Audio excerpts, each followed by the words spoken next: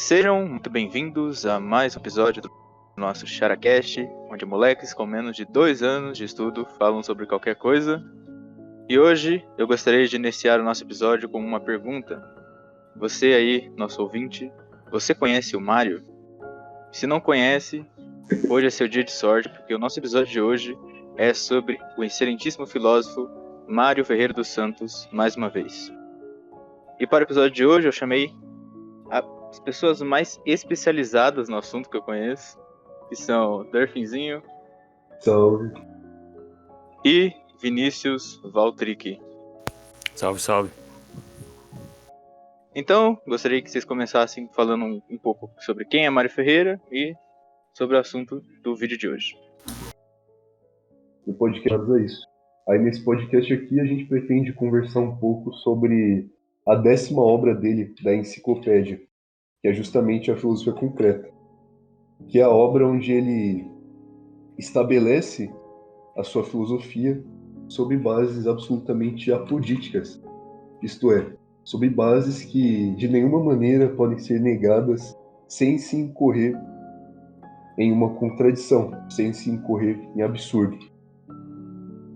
E essa obra, ela é bastante interessante, pois o Mário, ele, após realizá-la, ele utiliza os juízos, as conclusões que ele alcança nessa obra, em diversos outros setores da filosofia dele. Por exemplo, quando ele está tratando depois sobre a axiologia, que é a metafísica regional que trata dos valores, ele utiliza diversas teses dessa filosofia concreta, assim como na própria sociologia, na ética, etc. Então é uma obra muito importante para o pensamento do Mário enquanto tal.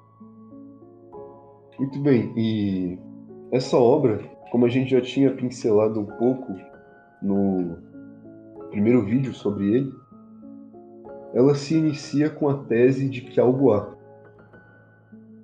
Porque com essa tese o Mário pretendia realizar justamente aquilo que eu disse da construção de uma filosofia absolutamente inegável. E esse fascínio dele por uma filosofia apodítica também pode ser rastreado aos próprios pitagóricos, que, como eu havia dito, segundo Mário, um dos maiores legados do filósofo Pitágoras foi precisamente esse ímpeto, essa busca pelo apodítico, pelo necessário. Então, o Mário ele decide traçar essa obra com um rigor chamado por ele de matemático. O que seria isso? Seria aquele rigor no qual não dão-se juízos prováveis ou juízos de qualquer outra maneira, mas juízos exclusivos. Aqueles juízos que só podem ser dessa maneira e não de qualquer outra maneira. Só podem ser desse jeito e não de qualquer outro. E essa tese fundamental de algo há é escolhida tendo em vista esse fim, porque ninguém negaria essa tese basilar de que algo há. A tese, mais precisamente, seria de que alguma coisa há e o nada absoluto não há. Ou seja, quando ele afirma isso, ele está afirmando basicamente que ao invés da ausência absoluta e total de ser, ao ser. Basicamente ele está partindo de uma afirmação do ser. É um ponto extremamente interessante, favorece inclusive o próprio realismo, né, na medida em que o Mário já inicia a própria obra dele, digamos, em contato com o ser, tentando buscar o ser. E é dessa maneira, então, que a obra se inicia. Bom, o Mário também, ele, com essa primeira tese, né, que é algo há, ele pretendia também justamente fazer uma tese que ninguém poderia negar, né? Nenhum cético, nenhum dogmático, nenhum filósofo poderia negar de forma alguma sem incorrer algum absurdo. Porque mesmo o mais cético dos homens não poderia negar que algo há. Por exemplo, se você é um solipsista e fala que a realidade é produzida por você mesmo, então algo há, né? Há uma realidade que é produzida por você mesmo e a você. Agora, se você é um cético mais radical ainda e nega que que nem você e nem a realidade há, e que é tudo uma ilusão, de algum modo, mesmo assim ainda há alguma coisa, há uma grande ilusão. Então, nenhum cético poderia negar essa tese, e se todas as outras teses do Filosofia Concreta, já que Filosofia Concreta ele é um livro estruturado em teses, né? Primeiro tem a primeira tese, que é algo A, e as outras teses são decorrentes dessa primeira, e são 512 teses, né, ô Delfinzinho? Se eu não estou enganado. Não, são menos. São menos? 330 alguma coisa, acho que é algo assim. Ah, Não isso lembro aí. muito bem também. Todo mundo conhece a primeira tese do Filosofia Concreta, mas ninguém sabe a última tese. Ninguém sabe a segunda tese, cara. Não, a segunda tese não é algo existe? Não. Peraí, será Qual que é? Não lembro mais. Deixa isso, cara. Não, enfim. Mas, como eu estava dizendo, a primeira tese do Mário seria uma tese inegável, e ele faz justamente isso na intenção de que nenhum cético, nenhum filósofo, nem ninguém pudesse negá-la, e não podendo negar a primeira tese, não poderia negar as teses decorrentes. Ou seja, todo mundo teria que aceitar a filosofia do Mário, apesar de apesar de não gostar disso, vai ter que aceitar as teses do Mário. Sim, a questão é ou você aceitaria, né? Ou você teria de demonstrar o erro, né? A falácia, o equívoco que o Mário cometeu. Exatamente. Eu queria fazer a pergunta que o Mário ele distingue o haver do existir. Qual que seria a diferença entre uma coisa e outra? Então, o Mário ele faz uma distinção de algo simplesmente haver, de algo ser e de algo existir. A parada para o Mário é que a existência ela não tem um conceito, ela não tem um conteúdo vago, por assim dizer. A existência para o Mário seria a realidade exercitada de fato, ou seja, aquilo que está na plenitude da sua existência. Isso também se relaciona com um aspecto desse ser inicial do qual ele parte, porque esse algo A, esse algo é, né? Essa afirmação pura e simples do ser, ela não implica de imediato, sem demonstrações posteriores, a existência propriamente dita de alguma coisa. Porque, apesar de algo haver, apesar de haver o ser, pode haver simplesmente a possibilidade de algo, ou então algo que não se atualizou ou nunca se atualizará. Mesmo algo nesses, como posso dizer, mesmo algo nesses moldes, ainda assim seria algo, e portanto estaria dentro da tese primeira dele, que é de algo A. Portanto, uma das primeiras dificuldades que o Marius compromete é justamente ultrapassar esse âmbito do meramente possível, por assim dizer, para a existência real de algo, para algo que realmente exerce o seu ser. E a maneira que ele realiza isso é a seguinte: é uma afirmação bastante interessante, que traz uns insights bastante curiosos, que seria a análise do próprio poder, o próprio poder ser alguma coisa. Porque, digamos, quando não existe coisa alguma, existe ao menos a possibilidade de algo existir. Existe ao menos a possibilidade de algo existencializar-se. Porque não havendo a existência de alguma coisa e tampouco a possibilidade de alguma coisa, não haveria coisa alguma. E aí entraríamos na primeira tese do Mário, né? Na qual o nada absoluto é negado. Portanto, se nada existe, ao menos algo pode realizar-se. Ao menos algo não implica contradição em seu ser e pode realizar-se. E esse poder realizar-se, como o Mário expõe, ele já implica necessariamente uma atualidade. Porque o que não é atualmente não pode nada senão de maneira potencial. Afinal, se ele pudesse, ele teria essa capacidade de poder realizar-se.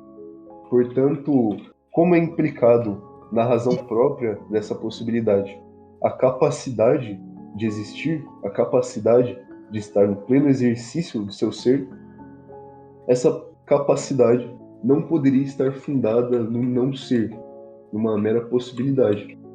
E, portanto, como há essa capacidade necessariamente real, se não houvesse essa capacidade, sequer haveria a possibilidade de algo existir, necessariamente o ser Algo não existe. apenas é, mas existe. Exatamente. E aí se chega na conclusão de que não só algo é, como algo é e existe. E a partir disso, no começo da filosofia concreta, o Mário deriva algumas outras conclusões interessantes, como a de que sempre algo existiu. Porque, digamos, se o nada tivesse precedido o ser, haveria a possibilidade do ser efetivar-se. E essa possibilidade, ela necessariamente seria ser, e não nada. Sendo assim, essa possibilidade já implicaria na negação do próprio nada absoluto. Então, a conclusão disso, que é também uma das primeiras, é que algo é, existe e algo sempre existiu. E aí Sim. ele vai derivando as diversas teses. Por exemplo, uma tese bastante interessante, né, quando se considera a teologia, que é a tese de que se algo, se algo foi posterior a essa coisa, a esse ser que é e existe, esse algo necessariamente deve ter provindo do poder desse primeiro. Porque, ora, não sendo uma possibilidade, não sendo contido na capacidade atual de algo que existe, essa coisa que sucedeu ao ser primeiro estava contida na possibilidade do nada ou na possibilidade de si mesmo. Duas opções que são impossíveis, dado aquele ponto da capacidade já exigir algo atual. Sendo assim, tudo que é posterior ao primeiro ser necessariamente proveio do poder dele. Então, daí já são extraídas logo de início algumas conclusões que podem ser utilizadas no campo teológico. Para quem está familiarizado, por exemplo, com o tomismo, já sabe que da mera constatação da existência de algo, você já consegue derivar a existência de um ser supremo e afins. Isso aí é uma coisa, inclusive, que a gente falou no podcast de teologia. A gente já apresentou diversas provas lá. É basicamente uma formulação diferente. É a mesma conclusão da terceira via. São Tomás de Aquino, se for. Sim, mas no caso o ponto de partida seria distinto. E aí o Mário estaria fundando essa prova, né, de uma maneira mais apodítica, por assim dizer. Igual é um empreendimento parecido com o de Duns Scott. O Mário, nessa obra, ele bebe bastante Duns Scott. Então é uma maneira bem interessante aí de se provar essas questões. E agora, como um corolário dessas primeiras afirmações da filosofia concreta, uma coisa bastante interessante é estabelecida também. Porque muitos filósofos pressupõem a validade ontológica de um princípio, como por exemplo de identidade ou de não contradição, para começar a derivar sua filosofia. O princípio ontológico de não contradição basicamente é aquele que diz que um ente não pode ser e não ser simultaneamente no mesmo aspecto. Mas o Mário ele não parte exatamente do princípio de não contradição, mas para ele a validade ontológica desse princípio é uma decorrência de sua primeira tese.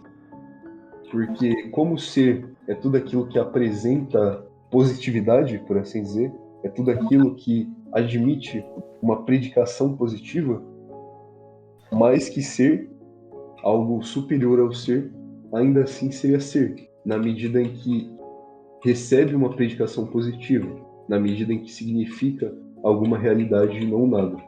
Portanto, algo superior ao ser também seria ser. E qualquer coisa minimamente distinta do ser em sentido inferior já seria o nada absoluto.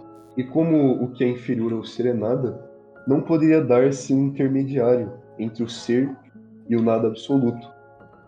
Portanto, tudo que é ser, e não um intermediário entre eles.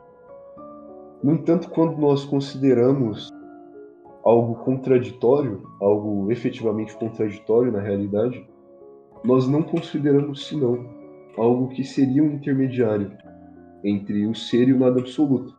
Porque esse algo, na medida em que ele também não é, na medida em que ele é não ele mesmo, por assim dizer. Não sei se ficou confuso, mas basta entender que algo contraditório é aquilo cujas razões se excluem. Por exemplo, um homem não homem.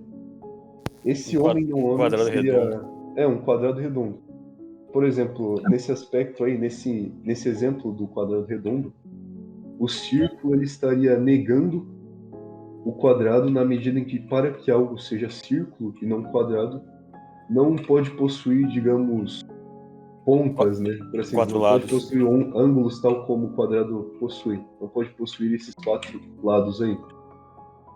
Assim como o quadrado, ele necessariamente deve possuir 4 lados para que se estabeleça como quadrado, e não um formato circular. Portanto, a razão de um exclui necessariamente a razão do outro. E nesse sentido, um ente contraditório, ele seria e simultaneamente negaria aquilo que ele é. Então ele nem seria e nem seria. E ora, como é impossível um meio termo desse sentido entre o ser e o nada, também é negada de maneira absoluta a possibilidade de algo contraditório ontologicamente considerando. E nesse sentido, o Mário ele até diz que, por exemplo, a filosofia do Aristóteles, que se fundamenta sobre isso, a metafísica dele que se fundamenta na não contradição, teria aí mais uma justificação, bem como a de outros metafísicos, que não se preocuparam em efetivamente demonstrar isso, não se preocuparam por dar isso como algo evidente. E não só isso, como a própria possibilidade de uma ontologia, seguindo esses passos dos quais eu havia dito, a própria possibilidade de uma ontologia é justificada. Porque o que seria uma ontologia? A ontologia não é senão a metafísica geral.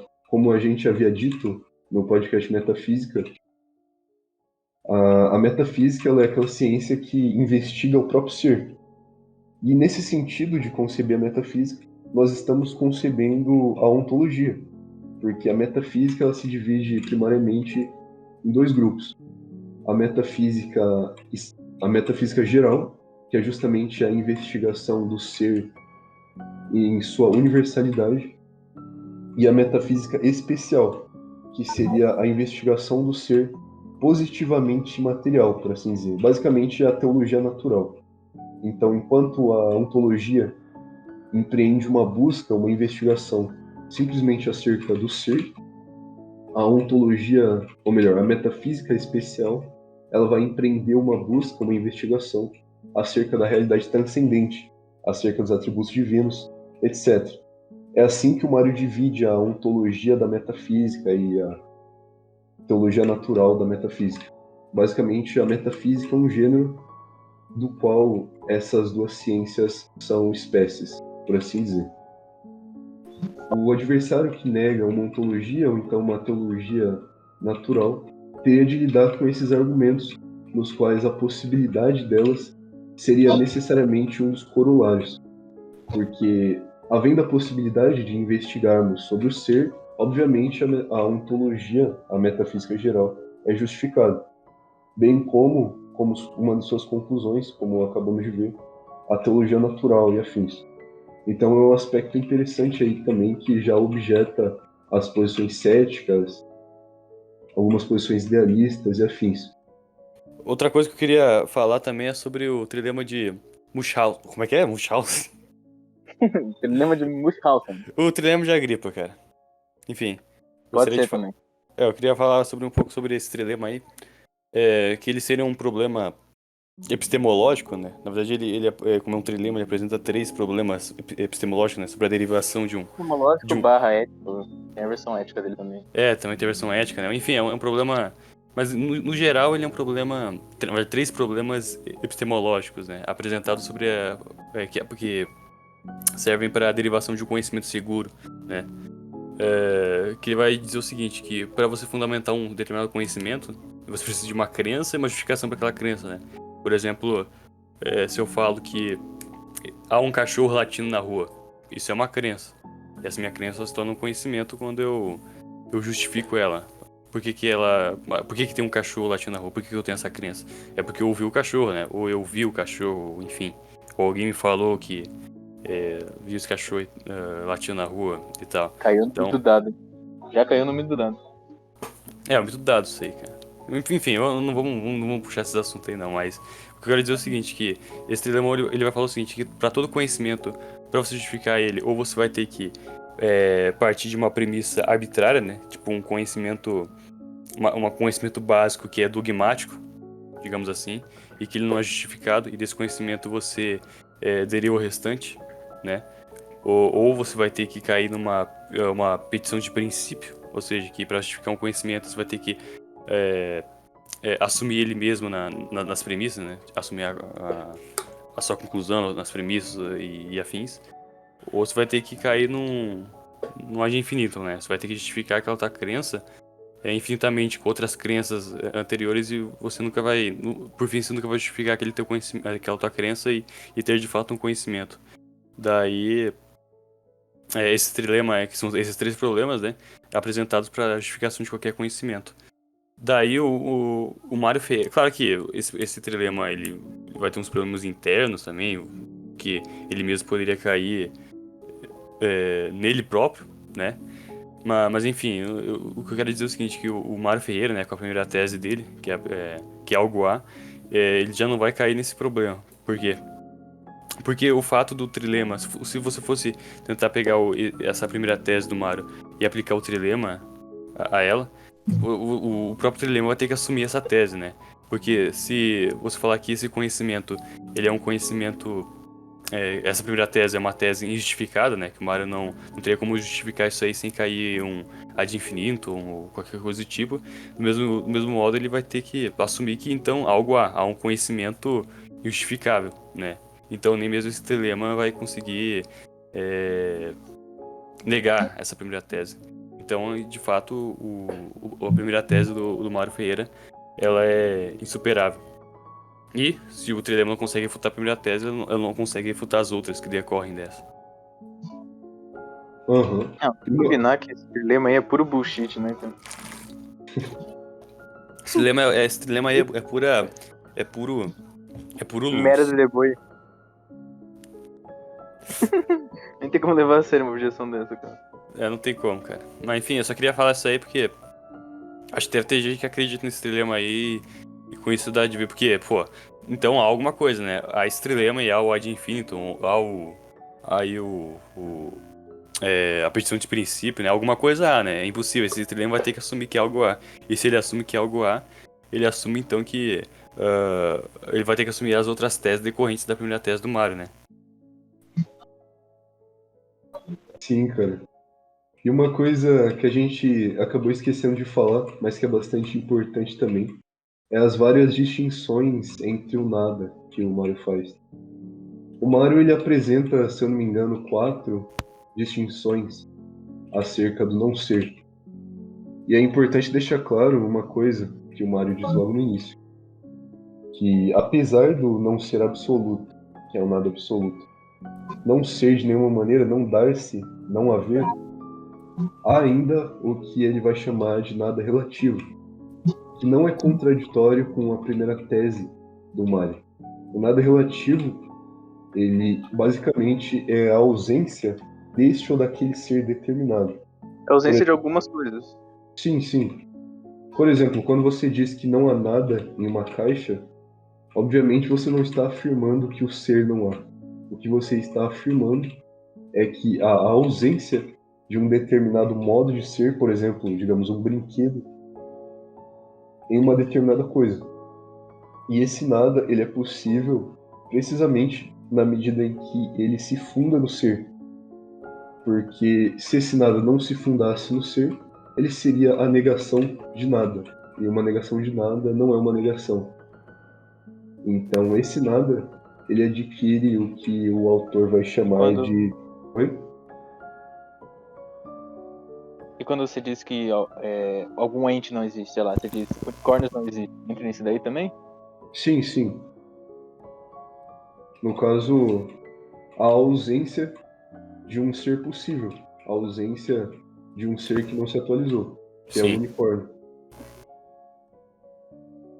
Graças a Tudo aquilo que não inclui contradição intrínseca em suas notas, como por exemplo o quadrado redondo, sobre o qual havíamos falado, constitui um ente possível, mesmo que não se atualize, mesmo que não venha a se atualizar nunca, como no caso do unicórnio. Então, esse nada aí, essa ausência de ser, ela não é negada em nenhum sentido por Mario. Essa ausência é relativa. Inclusive, para o Mario, a criatura, o ente finito, ele é uma mescla de ser e de não ser. Isso aí é oriundo diretamente da filosofia platônica, porque para Platão, por exemplo, a diversidade dos entes é explicada pelo nada não absoluto. E é exatamente essa tese a qual o Mario adota aqui. Porque, por exemplo, a criatura finita, o ente finito, é aquele que é composto pelo que ele é, e simultaneamente ele não é o que ele não é. Ele tem ausência de algum modo de ser, pois caso contrário ele não seria finito, mas sim a plenitude de ser. E nesse sentido pode ser dito que a criatura finita, que o ser finito, é um composto entre ser e não ser. Então é interessante esse aspecto aí do não ser, né? Porque tem implicações quando nós consideramos a estrutura do ente criatural, que é um ente criado, né? Um ente que teve seu ser a partir de outro. Até porque você, em última análise, você não é tudo aquilo que não é você. Exatamente Não isso. é. Então você não é várias coisas. Ao mesmo tempo que você é você. Exatamente. Sim, exatamente isso. Os dois outros tipos de nada são o nada absoluto parcial, que é o que foi defendido pelos atomistas, né? Pois os atomistas diriam que o mundo é composto por um aglomerado de entes chamados por eles de De átomos, átomos. que seria aquilo que é indivisível. O mundo seria composto por um aglomerado de indivisíveis que vagariam no nada, por assim dizer. Mas o Não Einstein já possuem provou nada. isso aí. É o Einstein. É, O Einstein já provou. uma coisa interessante que às vezes a galera confunde, e isso aí principalmente na ciência, a galera fala, ah, não, os atomistas estavam muito certos, eles já tinham descoberto o átomo. Mas na verdade o atomismo defendido, por exemplo, por Demócrito é um atomismo metafísico, não um atomismo físico-químico. Se o Que é Demócrito defendido atualmente. visse o que a gente chama de átomo hoje em dia, tá ligado? Ele fica muito puto, cara. Ele ia É, ver não tem lá. nada a ver, cara. Na Ia verdade, ver. Aristóteles Até chegou porque muito mais. até porque o nome já perdeu sentido, né, cara? Pois é, cara. O que a gente chama Pois de é. átomo. Eu já vi, por exemplo, professor de química falar que os atomistas estavam certos, mas foram substituídos por Aristóteles porque ele era mais famoso, tá ligado? Não, tipo, o Aristóteles chegou mais perto de explicar o, Qual que é a o explicação do átomo de Aristóteles? É que o Aristóteles fala sobre o que é indivisível em ato, mas não em potência, tá ligado? Sim, Aristóteles ele vai defender que os corpos eles são infinitamente divisíveis em potência, mas não em átomo. E é É, algo daí muito mais próximo do que o átomo atual da ciência. sim, daí teria um ponto Bem que que seria. os átomos, o que a gente chama de átomo hoje, já é provado que eles são divisíveis em átomo, né? É, Então, quando, é que quando, é quando foi. Quando foi descoberto, eles já acharam que ele era indivisível, tá ligado? Mas não era sim. não. Daí, tipo, o que o Aristóteles chamaria de átomo seria a menor parte da matéria, que de fato é indivisível em ato, por não possuir em ato partes, né? Ele não possui em ato, é diferente, por exemplo, de uma casa, que em ato possui partes, porque a casa ela é feita de tijolos, né? Mas seria uma coisa mista, digamos assim, uma coisa, uma singularidade, que em ato é realmente indivisível, só que em potência seria divisível, né? Porque É, não. seria algo composto de toda maneira, né? De todo É, modo, seria algo sim. composto. Inclusive no física, o Aristóteles ele refuta de maneira definitiva para mim os atomistas, né? Provando que um elemento indivisível seria impossível de se movimentar, refutando, portanto, a tese atomista de que os átomos se moveriam no vazio e seriam simples, etc.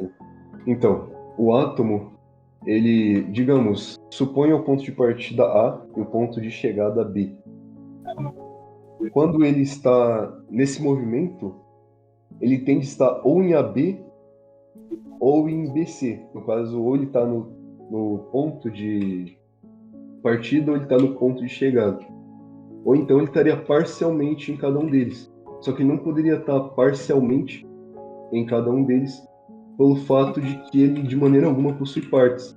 Porque se ele estivesse parcialmente em algum deles, parte dele estaria mais próxima do termo de chegada, por exemplo, e parte dele estaria mais próxima do termo inicial, o que já seria a imposição de partes nesse átomo.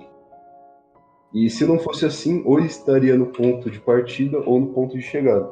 Se ele estivesse no ponto de partida, ele de maneira alguma estaria se movimentando, porque ele ainda não começou seu movimento. E se ele estivesse no ponto de chegada, ele já não estaria se movimentando em virtude do fato de que ele já teria completado o seu movimento. Então, de toda maneira, ou nega-se essa simplicidade desse elemento primordial, ou então nega-se o movimento dele, que são duas conclusões inconvenientes a quem defende a tese atomista. Então, dessa maneira, é um argumento bem interessante contra o atomismo. O que vocês acham dele? Achei interessante mesmo, cara. É isso aí, rapaziada. Leiam Aristóteles. Cara, eu queria fazer um adendo. Na verdade eu caí, não sei se você já fez aí, mas eu queria Eu tinha falar. visto. Mas você chegou bem na hora. Lança. Então, eu ia falar que o negócio aí do Aristóteles me lembra. Eu estava pensando uma vez sobre se a realidade fosse, ou melhor, se todos os corpos fossem divisíveis até o infinito e eles fossem de fato constituídos de átomos que seriam infinitamente pequenos, né? E que compõem toda a realidade. E que se esse fosse o caso, então nunca poderia haver movimento, porque por um ponto, né, como esses átomos eles teriam o tamanho de um ponto, né? O ponto, quando eu digo na matemática, né, eles não teriam dimensões, eles não teriam nem largura, nem altura, nem espessura. Então esses átomos não poderiam se movimentar, porque qualquer mínimo movimento já seria um abismo infinito para eles, né? Mesmo uma distância que seja muito curta. Como eles são infinitamente pequenos, então em relação a eles, todo o resto é infinitamente grande, então não seria infinitamente. É o Oi? paradoxo. É o paradoxo de dizer não, de certa forma. Sim, a parada dizer não aí, tá ligado? Não teria como, de fato, se dar o movimento. E pra se dar o movimento, ele teria que ter partes, né? Porque ele teria que estar parcialmente em um ponto e parcialmente no outro, para que se dê, de fato, um movimento.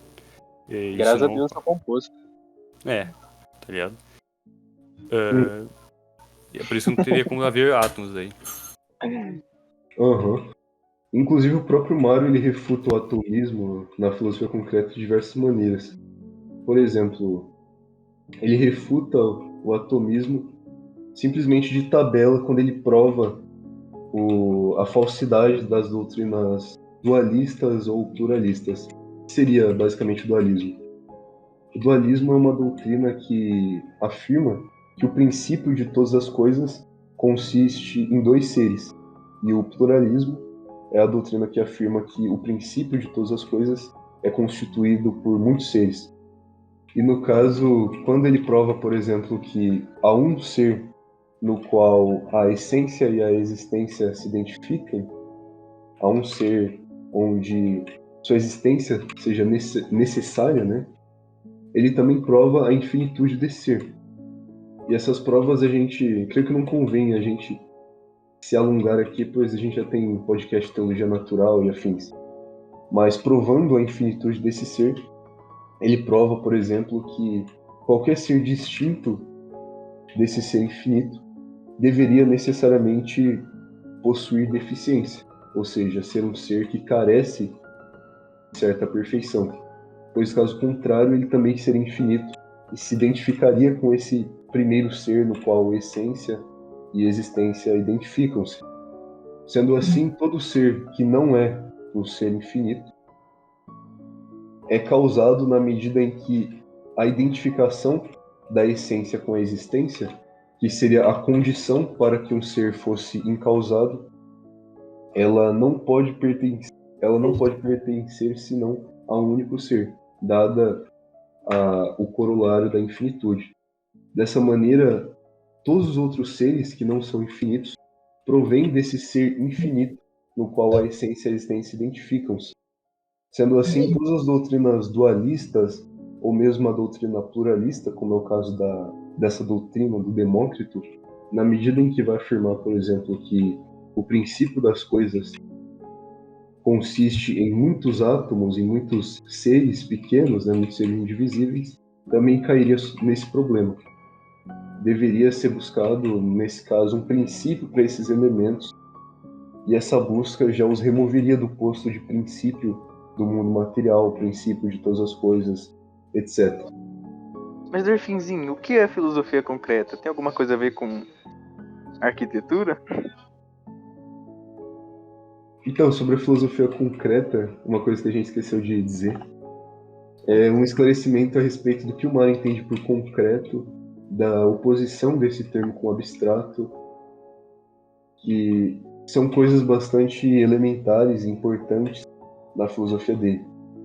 Bem, para entender isso, é melhor a gente interpretar, melhor a gente começar falando sobre o abstrair e o concrecionar. O que seriam essas duas coisas?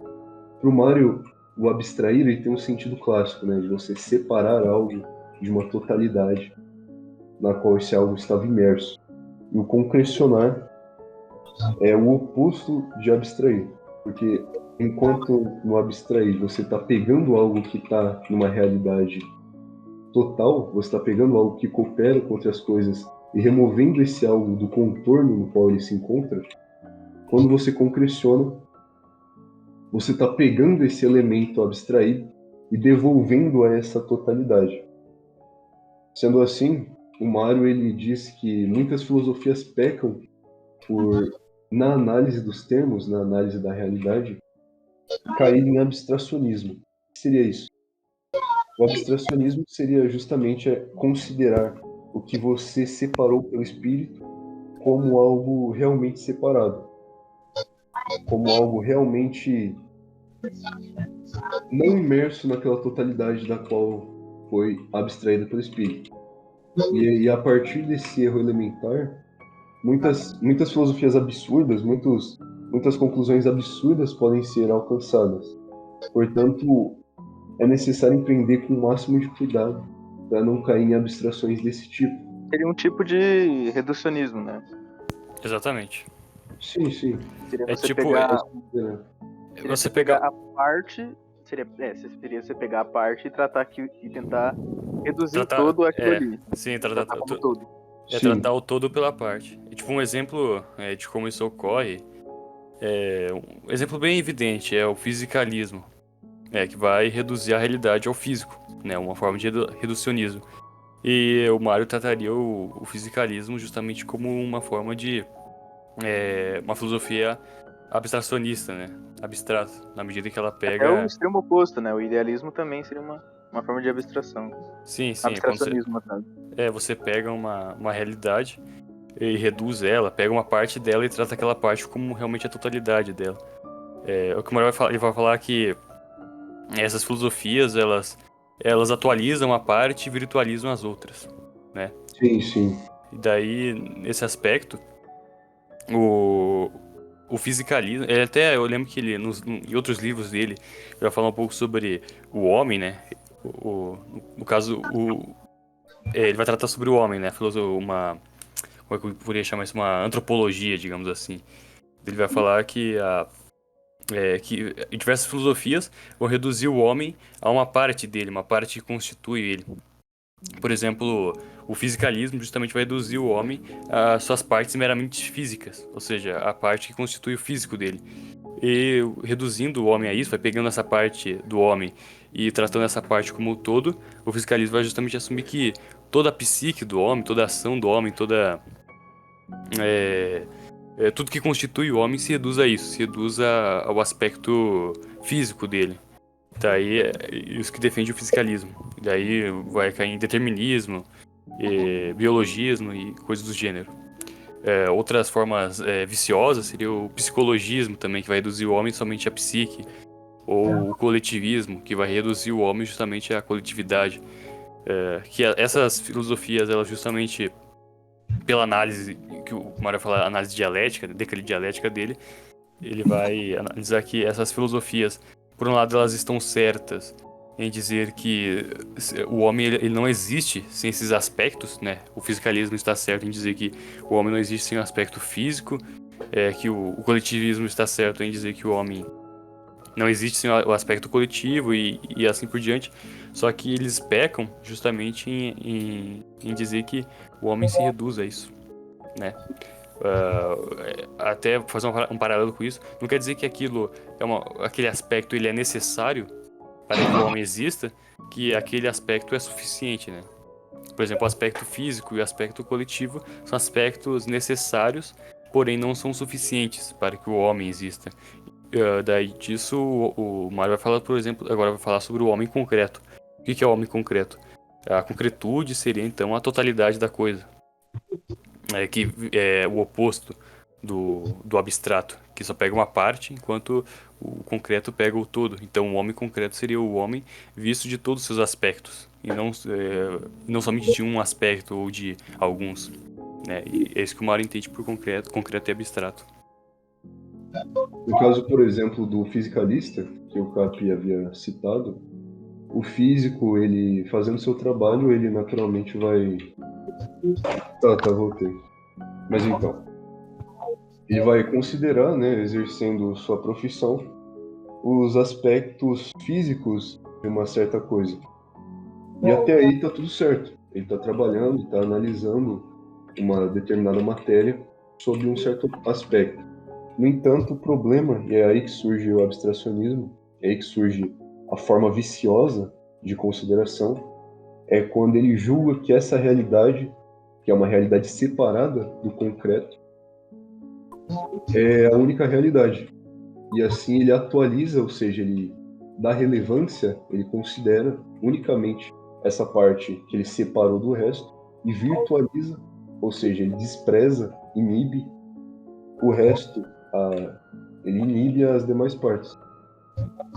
Então esse é o sentido de você ter uma filosofia abstrata, né, uma filosofia abstracionista. E a filosofia que não cai nisso é justamente aquela filosofia que não esquece de devolver a concreção, ou seja, devolver aquilo que cresce com, aquilo que se coordena com o fato para que ele surja, àquilo que foi anteriormente separado pelo espírito.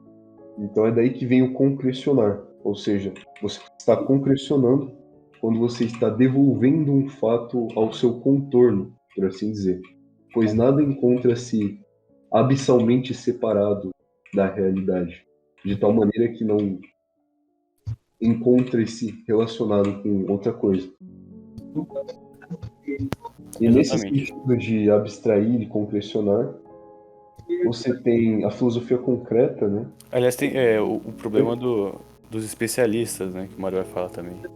Que é isso aí do fisicalismo, é justamente o problema dos especialistas em física, né? Que eles vão pegar e reduzir a realidade ao mero assunto que é de especialidade deles, né? É o problema dos especialistas, né? Também vai ter outro nome que é as filosofias viciosas, em paralelo com Aristóteles.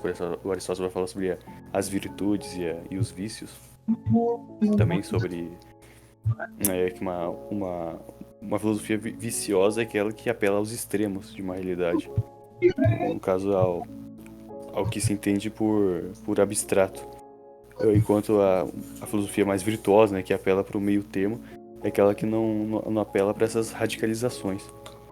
Como, por exemplo, um idealismo exacerbado, ele vai...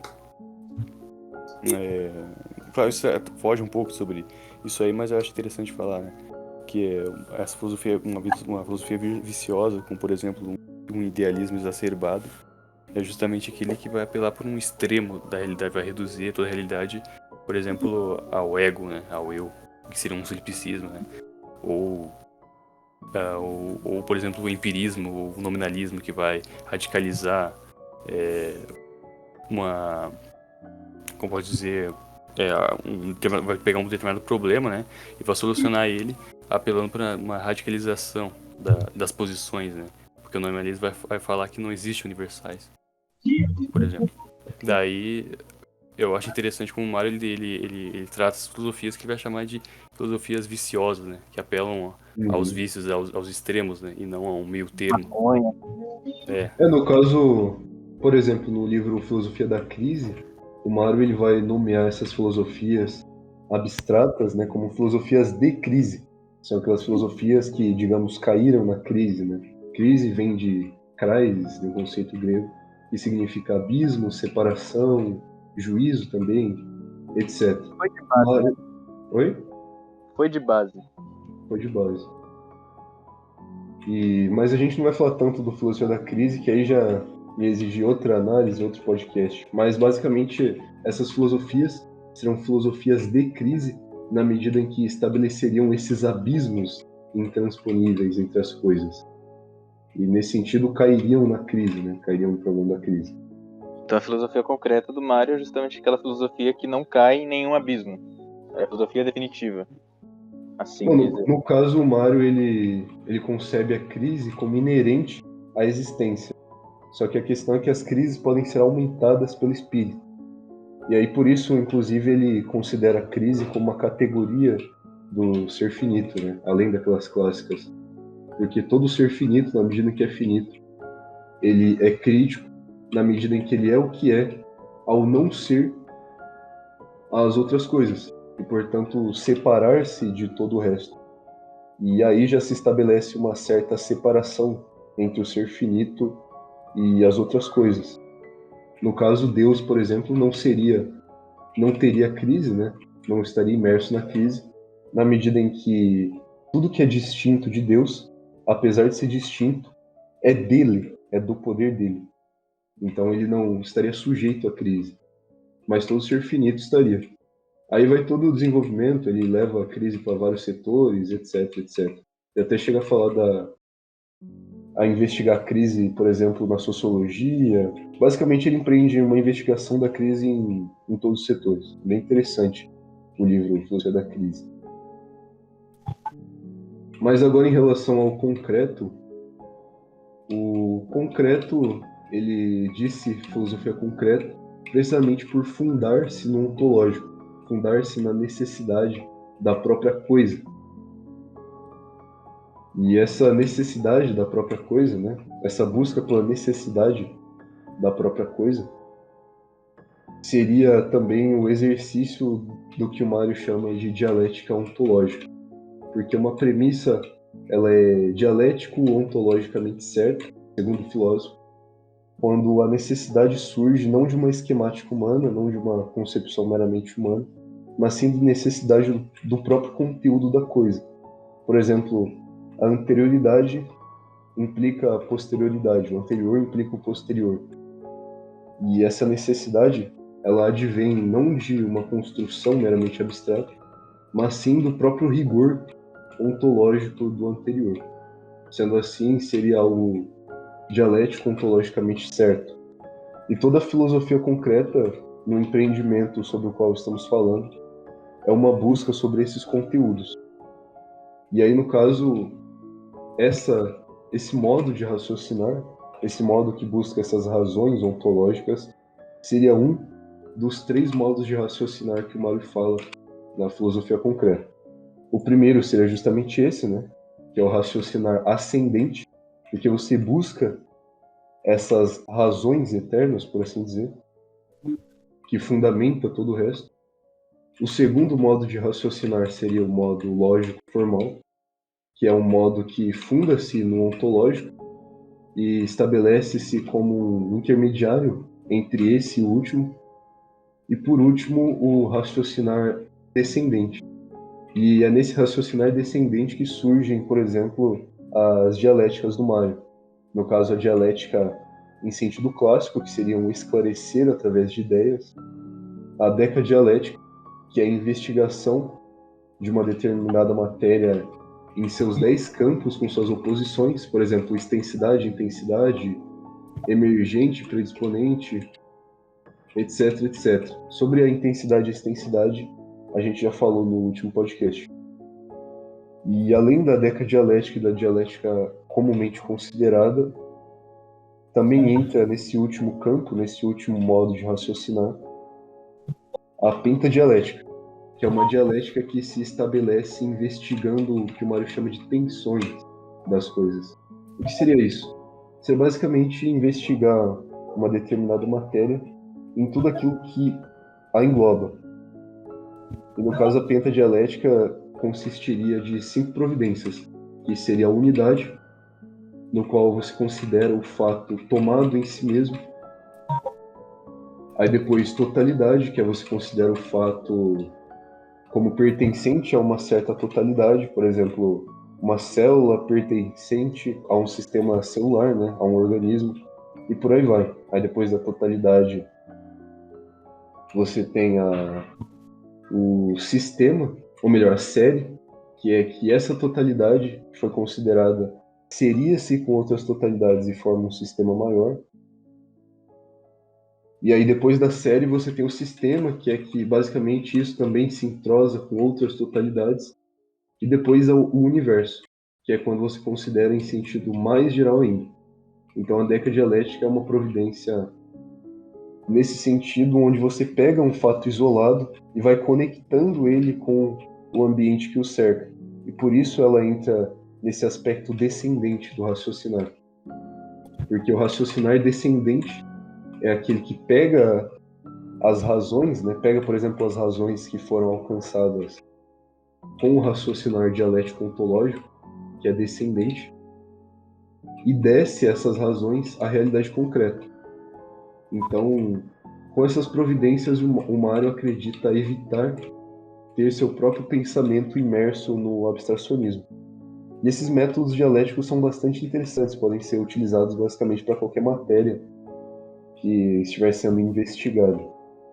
Então, é um aspecto curioso do pensamento do Mário e esse tríplice raciocinar, né, que ele estabelece. Quer falar alguma coisa? Anacap? Cara, eu acho bem interessante a decadialética do Mário, né? A pentadialética também. E como ele pega, ele desenvolve, né, nas obras introdutórias dele, esses sistemas aí e tal, da dialética dele. E ele pega esse sistema que ele desenvolveu nas obras introdutórias dele e aplica aos livros posteriores, né? Na parte da sociologia, por exemplo, ele vai pegar a dialética dele, né? Ou melhor, a decadialética dele e analisar a sociedade, o homem como um todo. Ele também vai analisar a economia e afins do campo predisponente, emergente, da intensidade, extensidade e afins, que é algo bem interessante. Inclusive, para quem não tá ligado nesses termos, daí a gente já tem outro podcast, né, como o Lerfin falou. A gente explicou aqui podcast também sobre os fatores predisponentes e emergentes também, né, Lerfin? Sim, sim. A gente explica. Também sobre intensidade e extensidade, né, que são termos que o Mário, ele desenvolve nas obras introdutórias dele. É bem interessante, porque ele desenvolve é uma parte bem original da obra dele, sabe? Isso que o faz ser um dos talvez o maior filósofo brasileiro que já existiu. O bicho era grande, hein? 2 metros de altura. 2 metros? Nem sei. Acho que não, não, acho que ele é menor que as filhas dele, cara. Ah, mas ele era bem, digamos, inflado. Ele era bem mafioso, cara. Deixa eu ter uma foto dele que ele parece ter como é que é? Um traficante, naqueles traficantes lá dos Estados Unidos, tá ligado? Tá ligado? É da Itália, cara. Tá ligado? Tipo, é o Chaps, pessoal aí, tá ligado? Mafioso. Nada. Não, tipo, ele parece um mafioso, tá ligado? Uhum. Cara, o cara era foda. Mas a voz dele parece só um fumante mesmo. E também um aspecto bastante essencial, sempre presente nas obras do Mário, é a busca pela captação de positividades, que consiste em você pegar um sistema que, em suma, acabou errando por levar uma certa positividade ao extremo, por cometer um vício abstratista, e você captar essa positividade, esse acerto desse filósofo, desse sistema filosófico, ou seja, o que for, e você integrá-lo no seu próprio sistema. E aí, no caso, você integra ele e capta assim, essa positividade. E o Mário ele faz muito isso nas suas obras. E, inclusive em muitas disputas, em muitos debates que levaram séculos aí, o Mário ele diz que, por exemplo, um dos lados ele pecou em tal aspecto, mas acertou em outro. E o mesmo dá-se com o outro lado. E aí, nesse sentido, o Mário ele sintetiza muitas disputas na filosofia própria dele. E uma das mais interessantes que convém que falamos aqui é a discussão a respeito da analogia ou da universidade do ser, né, como o Mário disse. Porque o São Tomás de Aquino é uma disputa escolástica, né, essa disputa da universidade. O São Tomás de Aquino ele defendia a analogia do ser. Defendia que o ser era dito em muitos sentidos, e, portanto, a analogia como um médio entre a univocidade e a equivocidade, ela seria o adequado ao ser. Enquanto o Duns Scott ele defendia, por outro lado, que o ser era unívoco. Ele defendia, por exemplo, que há um ser indeterminado que é predicado tanto de Deus como da criatura, tanto da substância como do acidente. E nesse sentido, Duns Scott ele iria se opor ao pensamento tomista, né? Pois um está defendendo que o sentido atribuído ao ser é semelhante e o outro que o sentido é exatamente o mesmo. Apesar do Duns Scott, na sua univocidade, prescindir, por exemplo, das características próprias, etc. Mas isso será esclarecido no pensamento do próprio Mário. E o Mário Ferreira, em face dessa disputa, ele não opta nem totalmente a um lado nem ao outro. O que ele diz é que o Duns Scott... Isentão. mais ou menos. Dizem que o Mário ficou Duns em cima do muro. ele acertou em certo aspecto e o São Tomás de Aquino acertou em outro. Porque para ele, quando nós destacamos o ser do real, ou seja, quando nós separamos o ser da concreção na qual ele está imerso, o ser ele é unívoco. Porque quando nós fazemos isso, o ser não implica senão tudo aquilo ao qual é justo, ao qual é próprio predicar certa coisa, ou seja, tudo aquilo que tem positividade.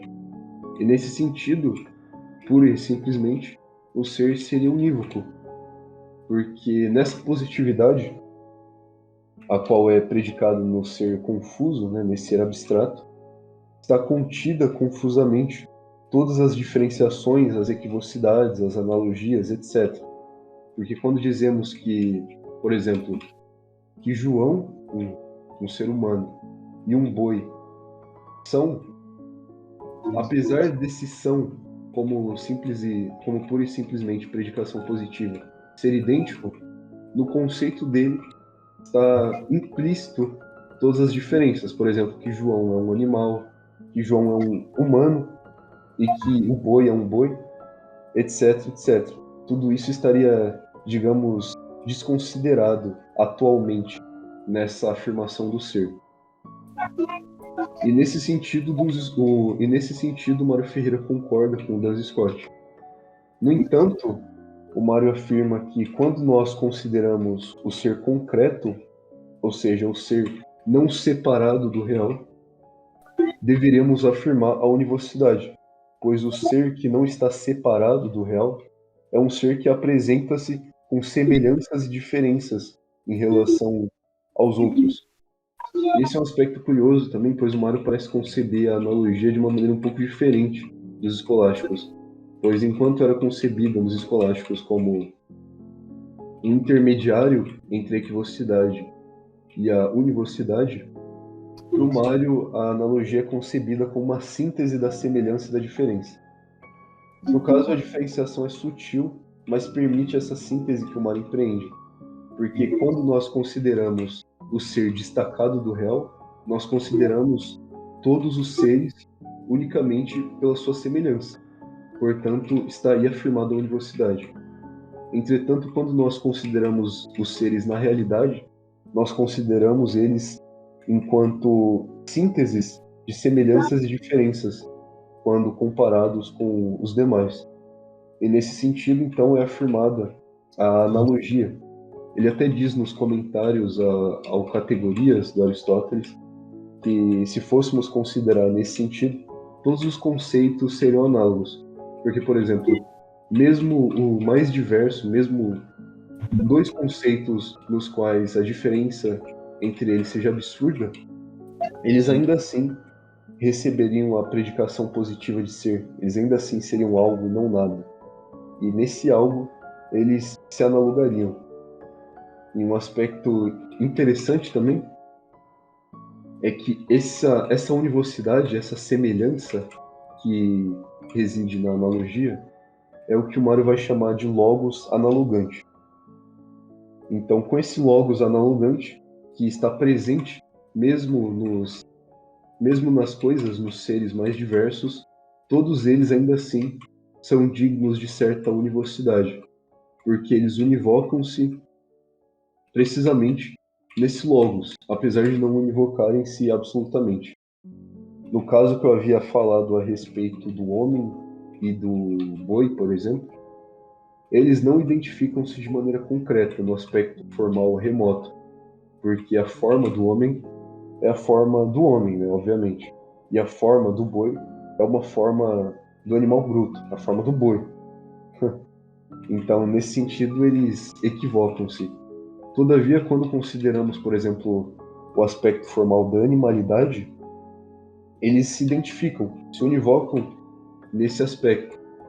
Portanto, eles analogam-se enquanto tais e identificam-se, ou seja, univocam-se enquanto considerados como animais. E nesse sentido, tudo quanto é univoca-se de maneira mais ou menos remota. E é assim que o Mário concilia a univocidade com a analogia. Alguma pergunta, algum comentário, cara?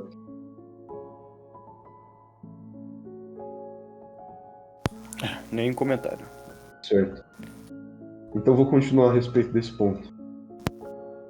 E agora, uma objeção que geralmente que não é rara, né, de ouvir-se quanto a atribuir, por exemplo, o conceito de ser univocamente a Deus e a criatura é a alegação do panteísmo, porque diriam aqueles, né, os objetores, que quando você realiza esse ato, estaria de certo modo identificando a criatura e Deus e, portanto, caindo em uma espécie de panteísmo. No entanto, Mário responde essa crítica dizendo justamente a respeito das identificações remotíssimas. O que seria isso? Como eu disse, tudo quanto é, em algum outro aspecto se identifica. No caso, dois homens, João e Pedro, por exemplo, identificam-se de maneira menos remota que João e o boi sobre o qual eu havia dito. Porque enquanto os dois homens identificam-se sobre o aspecto formal próximo, que é a forma do homem, o homem e o boi identificam-se não sobre essa formalidade, mas sob o aspecto da formalidade mais remota, que é a animalidade. Portanto, nessa identificação já é desconsiderada a forma do homem e a forma do boi. E nesse sentido podem haver identificações mais ou menos remotas. Por exemplo, o homem e uma pedra, eles não identificam-se nem na forma do homem, porque as formas deles são distintas, né, a forma próxima, e tampouco na forma animal, como identificava-se o homem com o boi. Mas eles podem identificar-se, por exemplo, na formalidade de corpo, na razão de corpo, pois todo corpo, enquanto tal, desconsiderando todas as demais qualidades que permanecem virtualizadas no corpo, é idêntico, univocas. Por exemplo, essa pedra mesmo, enquanto considerada simplesmente sob o aspecto de ser uma substância corpórea, ela identifica-se com todas as outras substâncias corpóreas. E por aí vai. E o caso de Deus com a criatura é a identificação mais remota, é a identificação remotíssima. Ou seja, Deus e a criatura identificam-se unicamente sobre o aspecto de receberem uma predicação positiva, pois ambos são ser. E nessa medida não é implicado panteísmo de maneira alguma, precisamente por conta de ser remotíssima essa identificação. Pois há, obviamente, equivocidades absurdas, há diferenciações absurdas entre um e outro. O ser da criatura não é o mesmo ser de Deus. Bem como o ser, por exemplo, da pedra sobre a qual eu havia falado, não é o mesmo ser do homem, apesar de se identificarem sobre o aspecto da substância corpórea. E nesse sentido, o homem e a criatura, ou melhor, a criatura e o Criador, ainda assim estariam em uma distância infinita, como diz o tomismo, né? Porque Deus é ser, e além de ser, ele é o ser infinito. E a criatura é ser, mas é o ser finito. E nesse sentido, a distância entre o finito e o infinito, obviamente, é infinita. Então, apesar de, enquanto ser, eles identificarem-se, enquanto ser infinito, ou seja, considerando a totalidade, eles se distanciam. E nesse caso, apenas se analogam. Pois, considerando sob esse ponto de vista, nós teríamos aí a síntese do ser, né, que seria o aspecto formal de identificação, com a equivocidade, que seria no caso de Deus, por exemplo, não predicarmos deficiência alguma dele, enquanto a criatura ser finita. O outro fato de que o ato e a potência da criatura são distintos, etc, etc, etc.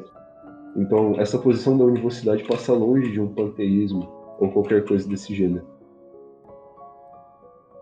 E além disso, o Mário ele vai afirmar que é uma decorrência, né, de tudo isso que foi exposto, que todos os entes eles univocam-se enquanto seres, mas diferenciam enquanto modalidades de seres, que é uma consequência que já deve ter ficado bem evidente, de acordo com o que eu disse.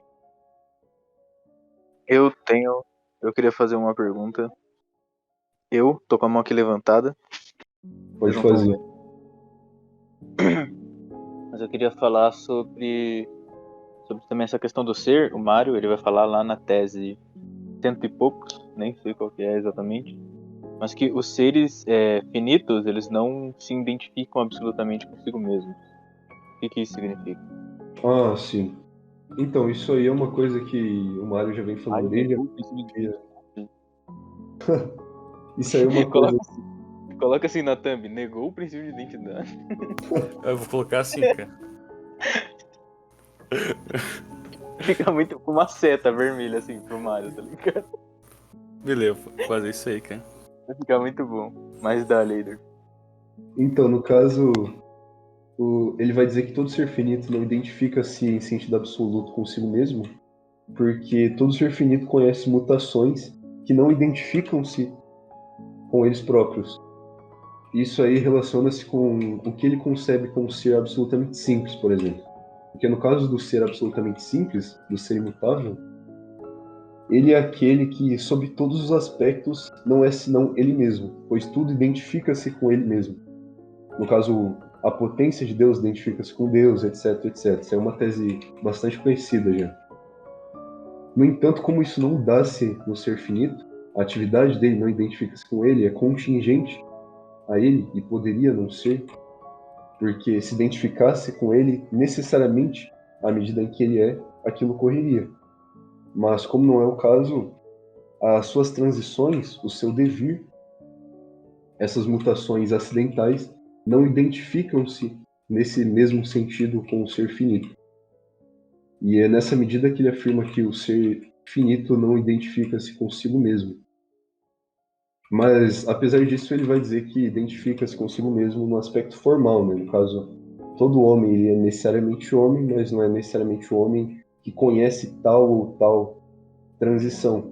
E essas transições, apesar de fazerem parte do ser finito, não identifica-se com ele, não identificam-se com ele, entende? Então, por isso que o ser finito ele não identifica-se plenamente consigo mesmo, sabe? Faz sentido. Justamente por ele devir. Os seres finitos, eles... É que as partes dos seres finitos que eles são, não são ele mesmo, né? Tipo, justamente, é diferente, por exemplo, de Deus, né? Que todos os aspectos... O seu braço não é você, mas Mas eu sou meu braço, tá ligado? mas Sim. você é seu braço. Seria sobretudo com relação às mutações acidentais, sabe? Mas também tem a questão da mutação acidental. Sim. Daí, nesse sentido, eu não sou absolutamente idêntico a mim mesmo na medida em que. Eu sou, mano, não sei você. O UAU é, mas eu não sou. Mas Uhum. enfim, absolutamente. Só o ser infinito seria absolutamente idêntico a si mesmo. Porque todos os aspectos de Deus são ele mesmo, né? Enquanto todos os aspectos dos seres finitos não são os seres finitos propriamente ditos. Então, em aspecto. Não, dá pra você colocar aí entidades matemáticas, lógicas, são puramente formais, e daí daria pra você dizer que elas são também absolutamente idênticas. Sim, se você considerar qualquer ser unicamente em sua formalidade, aí ele seria idêntico a si mesmo. Como eu Sim. havia dito, o homem formalmente considerado é idêntico a si mesmo, apesar de concretamente considerado não ser. É isso aí. Sim. Na concretude tem vários aspectos que são internos e fora do homem também. Uma hora também eu lembro que ele fala disso aí, das condições pré-disponentes e emergentes. Isso aí já são aspectos que já fazem o homem não ser absolutamente idêntico a ele mesmo, por exemplo. Não sou homem, qualquer ser. Ficou clara essa questão? Ficou assim. Uhum. Inclusive, o Hegel, ele até vai negar o princípio de identidade, porque o princípio de identidade, ele, nos moldes racionalistas, implicaria uma imanência absoluta, né? Ele negaria uma transcendência, na medida em que o ser, ele é unicamente o que ele é, e nada mais que isso. Então, ele não tem uma possibilidade de transcender a si próprio, né? Não tem uma possibilidade de superar-se conservando-se, né? Aí entra tudo aquilo lá do Hegel. Então, nesse sentido, o Hegel negaria o princípio de identidade, que é uma coisa que o próprio Mário ele fala um pouco no livro Filosofia da Crise. É interessante isso aí. Pelo que eu entendo de Hegel, né, o jeito que o Hegel ele vai, de certa forma, falar sobre. Na verdade, é bastante coisa que o Hegel fala, e pelo menos do que eu entendo de Hegel e o que o Mário fala, são coisas bem parecidas, né? Dessa parte também Tá agora um hegeliano nos comentários falando, não, mas porque na interpretação desse autor finlandês aqui, o Hegel não quis dizer outra coisa. Mas tipo, do que eu sei de Hegel, realmente é uma coisa, é bem parecido com o Mário Ferreira, né? Sobre a parte também sobre o nada relativo e o ser, a parte da identidade dos opostos, né? Essa unidade dos opostos e afins, eu acho uma coisa bem interessante. E bem semelhante. Uhum. No caso, isso aí que eu falei do Hegel não implica que ele negaria a identidade em sentido formal, né? Que seria um absurdo. Inclusive, alguns criticam o Hegel acusando ele de negar o princípio de identidade nesse sentido aí. Tradição. Seria nesse sentido mais, digamos, racionalista, né? Que ele negaria o princípio de identidade, etc, etc. Toda essa doideira aí. E outra coisa interessante que o Mário faz na metafísica... Eita, Delfim, chegou a polícia aí, cara. Eita, tô sendo preso aqui, galera, peraí. Mas então, um outro aspecto bastante interessante é a concepção do ser enquanto tal como existência, pura e simplesmente. Porque, digamos, para o Mário, todo ser, enquanto ele é assistência. No entanto, ele é uma assistência prefixada, ele é uma assistência determinada. Por exemplo, existem vários modos de assistência. Assistência, desistência, etc, etc, etc. Tudo isso são modos distintos de se conceber assistência. E essa assistência, pura e simplesmente, é o ser. Então, nessa assistência, tudo se identifica. Isso aí se coaduna com aquela tese sobre a universalidade. Apesar de, por exemplo, enquanto assistência prefixada diferenciar-se um ente do outro, enquanto assistência identifica. Esclarece bastante também essa outra questão da universalidade. E um outro conceito bastante basilar na filosofia do Mário é o conceito de tensão. O que seria isso?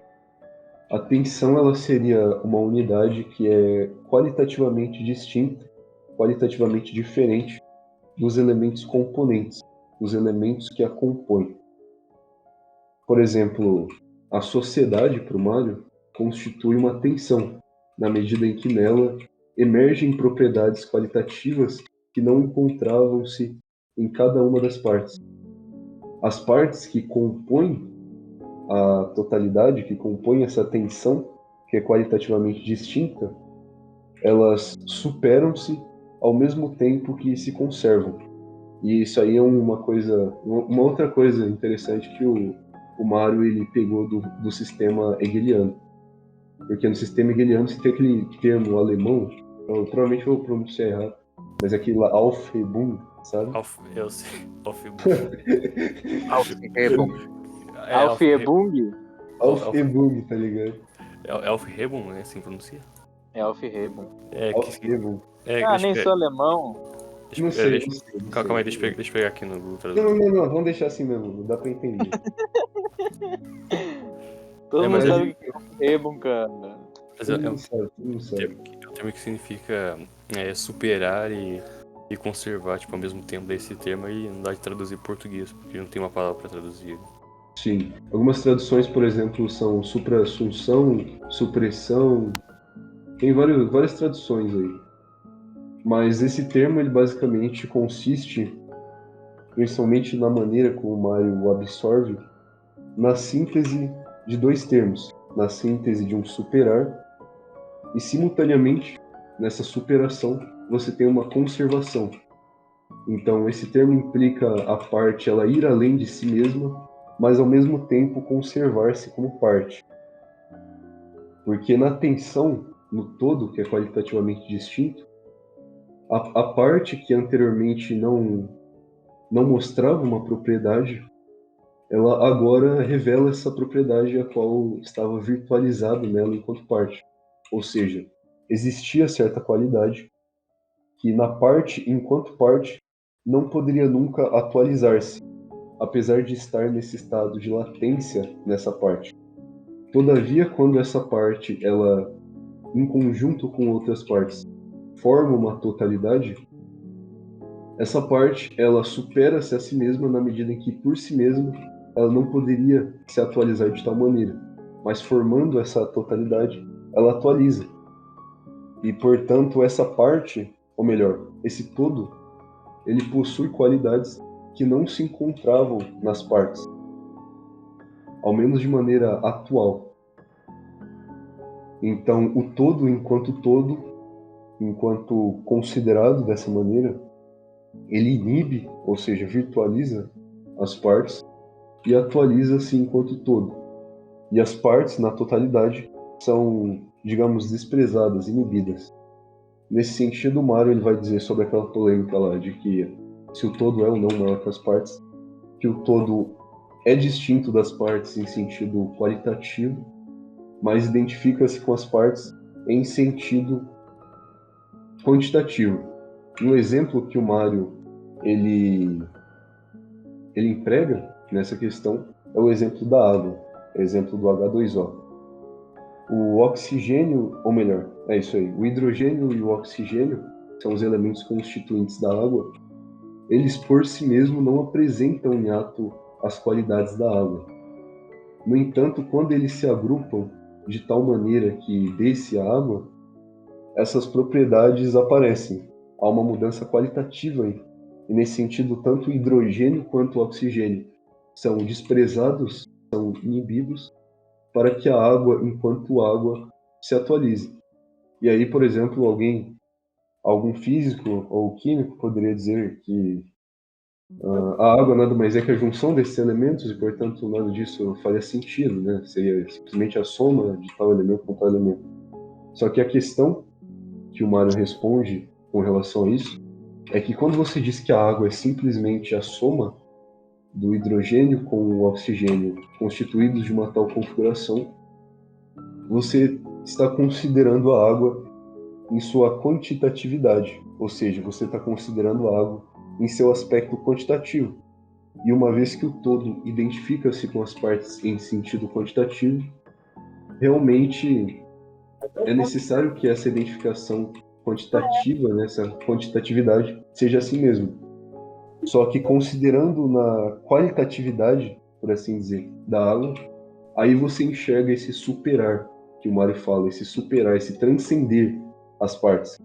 Porque quando o oxigênio e o hidrogênio se fundem, eles transcendem o âmbito de meras partes para atingir um âmbito formal distinto de ambos, que seria o da água. Portanto, nesse transformar-se, você veria a transcendência, você veria esse ultrapassar das partes. No entanto, no transformado, você veria as partes enquanto tais. É uma diferença que o Mário ele coloca na filosofia da crise, né? Mas propriamente dizendo, seria a diferença entre o produto e o produzir-se. Quando você considera a água em seu produzir-se, você afirma a transcendência. Quando você considera a água em seu produto, pura e simplesmente, você está fazendo uma consideração em sua quantitatividade, por assim dizer. E esse é um aspecto bastante interessante aí. É mais um aspecto que é integrado na filosofia do Mário, que ele sintetiza de outros filósofos e afins. Enfim, aqui a gente deu uma pincelada de uma maneira um pouquinho mais densa na metafísica do Mário, né? Tendo como foco a filosofia concreta. E para esse podcast eu acredito ser o bastante. Talvez se vocês gostarem, a gente pode talvez trazer mais podcasts, né? A respeito do filósofo. Depende do joinha aí, etc, etc, etc. Então é isso. Então, isso é tudo, pessoal. Nós agradecemos vocês por terem nos ouvido até aqui.